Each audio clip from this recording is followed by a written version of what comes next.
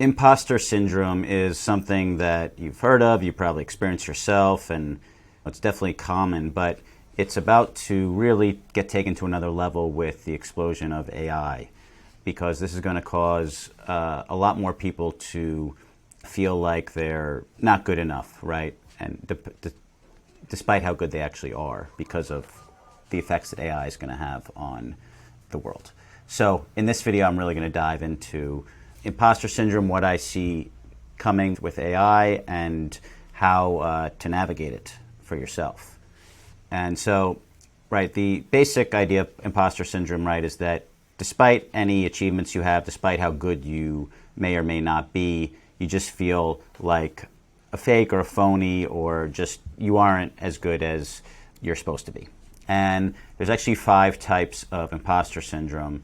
And so I'm going to break it down a little and talk about how each one's going to be affected by AI. One type of imposter syndrome is the perfectionist. And the perfectionist believes that basically, unless what they did was perfect, it always could have been better. And right, so everything should have been better, and everything that they're working on, it can always be better. And they keep going on it, and it has to be perfect, and then they put it out, or they have to put it out, or turn it in, or whatever the case may be, and they look at it and say, oh, that could have been better. It wasn't as good as I was supposed to be. Now, this is going to now be magnified by AI, right? Because first of all, AI tools are going to be able to check things and tell them how they can be better. So you can always be getting feedback from an AI, right? You can put what you do into an AI and get feedback. And obviously the most common or effective form of that right now is just text, like your writing. You can put into an AI, a large language model like a ChatGPT or a Claude, and get feedback and analysis of your writing. And so that's like, I would say, the most common and best use case. But more and more, the capabilities of putting in, you can take a photo of something you built, and even like 3D photos and any kind of visual, something you made that's a sound, a video, right? The tools are just getting better and better, and they're going to be able to basically analyze anything you create and tell you how to make it better. And so that essentially could never end. I get on my writing or my movies or whatever, I get feedback from people that I trust. But there's only so many times I'm going to go back to the same person and ask them to read a script or watch a video or movie that I made. And so there is some limit to the amount of feedback that I would get before I put something out to the public or turn it into a client. But in the case of AI, right, the AI is not going to get annoyed or busy. So I can keep going back to the AI. So I can get stuck, and I'm saying I because I have this issue. I'm a perfectionist for sure. So I can get stuck. I already am getting stuck. Like, this is not hypothetical. This is already happening to me. I just keep getting notes from the AI, rewriting, submitting again, getting different notes, rewriting, submitting again. And so there's obviously value to this process, getting feedback and adjusting. And for writing, the AI does give some good feedback. I personally prefer Claude to ChatGPT. Claude gives good feedback on writing, particularly with narrative writing, which is a lot of the writing that I do, storytelling of some kind. It seems to understand narrative better than ChatGPT. I prefer its analysis and notes on that. Yeah, so just check out Claude for writing if you haven't already. But point being is that keeps going, and so I can keep getting stuck trying to make it better. And this is just, right, amplifying my perfectionism or giving me the opportunity to keep going with it, right, and get caught in it and stuck. So, and it doesn't seem like that's the trick, is it doesn't seem like I'm stuck because I'm working, I'm doing stuff. I'm not blocked or something. I'm not just not doing anything. That's something to be careful about with AI. Okay, let's move on to the second imposter syndrome, which is the expert. And the expert feels like they're an imposter or fake or not good enough because they don't know everything there is to know about whatever the subject matter, their expertise, right? They're an expert, but they don't know everything. And they can't consider themselves an expert or top of the field, even if they are, right? And now with AI, of course, everybody, first of all, everybody has an expert now, in a sense, right? And this is only going to increase as they make more specialized AI models, right? ChatGPT, Claude, they're large language models. They're very general. They apply across different subject matters. But more and more, they're going to create, and they are creating, specialized models, right, that are an expert in architecture or something, or singing, anything. They're going to create specialized models, or they already are. And this expert, people are going to have experts available to them. And this is on a whole other level than like Google, right? Everyone can look stuff up online and Google, Wikipedia, that kind of thing. But this is on a whole new level of expertise that these models have and are going to keep getting better at. Compared to an AI, it's going to be hard. You're going to be like, you can get expertise from me, but you could just go to the AI and get better expertise. If you have this kind of imposter syndrome, it's just going to get magnified by the availability of AI to everyone. And so the expert in the pocket that everyone is going to have means, so I can't, how am I an expert if you have this case? So the key to dealing with this is developing your own thing that the AI can't do. And so you need to develop your expertise where it's not replicable by the AI. So it is true that a lot of experts, I don't know why I did the air quotes, a lot of legitimate experts are going to be replaced by AI. So that actually is going to happen. So but the key is to develop your expertise that can't be replaced by AI, meaning you are bringing something unique and creative and human to the table. And it's not just knowledge, right? It's an application of knowledge and skill and experience that only you can bring to the table. So you have to develop your own creative style. You also have to be able to use AI. If you can use that expert AI and add something different to it, whether it's how you apply it, how you execute it, your take on it, your implementation of your own skill, process, anything, right, that you're uniquely bringing to the table, and then using the AI for what it's good for, its expertise, that's how you're going to avoid becoming irrelevant and also being constantly doubting whether you are good enough, whether you are an expert, right?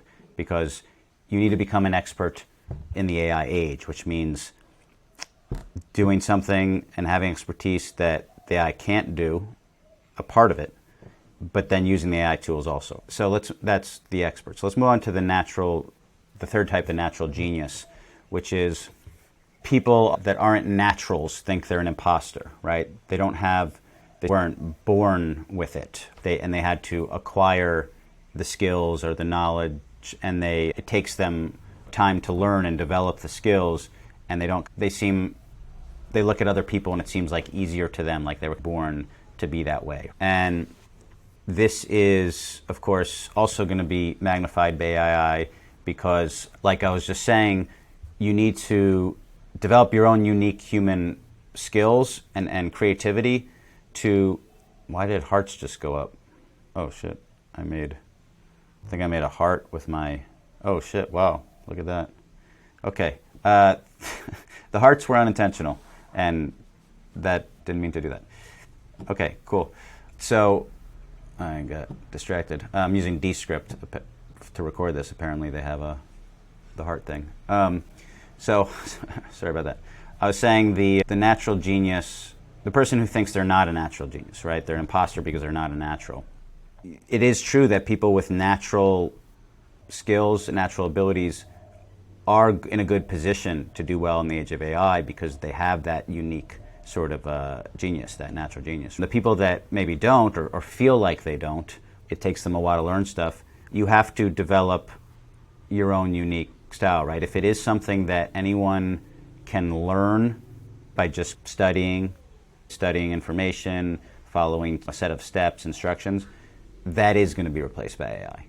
So it can't be something you can just learn from a book, right? Because AI will be able to learn from all the books, and you will be irrelevant. So you actually have to develop some sort of human creativity not natural, but something that is not just something that can be learned by anyone. Because if it can learn by anyone, it can be learned by the AI. Let's move on to the another soloist. The fourth kind of imposter syndrome is if you don't reach your level of success by yourself, you got help, then you feel like you're an imposter, right? Because you didn't get there yourself and it was due to the other people and you're not really good enough on your own.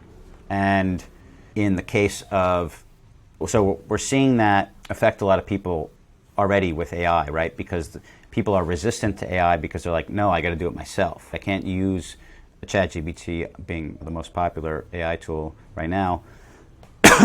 I can't use that because then I'm not doing it myself and then I'm cheating. And I'm not, if ChatGPT does it, then I'm not good, then it's not me, and then so what if it works, but then it's ChatGPT, it wasn't me. I can't do it on my own, so I have to do it on my own to prove that I am good enough. I'm already seeing that a lot and hearing that from a lot of people, and that's only going to continue. And the thing is that has to be, you got to erase that from your mind, because everybody's got to use AI. You got to use AI to magnify, quicken, make faster, make more efficient, expand, automate, etc. what you're doing. Everybody's got to use AI tools to make what they're doing better, faster, bigger. You get the point. Keeping on this, no, I got to do it myself, where I'm not good enough, or I'm not the real deal. You got to lose that, because the real deals, the successful people, the people that are going to thrive and in the age of AI, are going to be the people that are using AI tools to boost whatever they're doing. And again, not as a replacement, but as tools to do what they're doing way better. But this is going to be a big issue. It already is a big issue. This thing of, if I got to do it myself, or if I use the AI tools, then it's not me, and I'm not good enough. So let's move on to the fifth type of imposter syndrome, which is the super worker, which is somebody who believes they have to be the hardest worker. They have to work harder than anyone to be more successful than anyone. They're measuring success not just by external results, but how hard they worked. And this is going also, the last one, people are resistant to using AI because they got to work. They got to spend, if they're used to spending a week writing a piece of some kind, and then because of AI tools making the research faster, the outlining faster, the feedback process faster, they could do it in 2 days, but they have their idea, no, I got to work hard for a week. I can't just do it in 2 days or I'm an imposter, right? They're also resisting the use of the AI tools. And what's going to happen to these people is they're going to get left behind. They're just going to get left behind because the people using AI tools will be able to produce the work much faster, and they're going to leave these people behind. It's real important for everyone not to lose this measure of the amount of work for the output, right? Because that's all changing. The amount of work and the type of work and just the energy of it is changing with AI. And we have to erase our metrics, or the way we define how much work for this job, right? Because now it's going to change with AI, and the type of work is going to change. So that is the fifth type of imposter syndrome, and that's we're ending the video for this. Blah, blah, blah, blah. Reaching the end of the video. As you can tell, I don't script these, so let me wrap up by just saying that imposter syndrome is a thing that everyone deals with.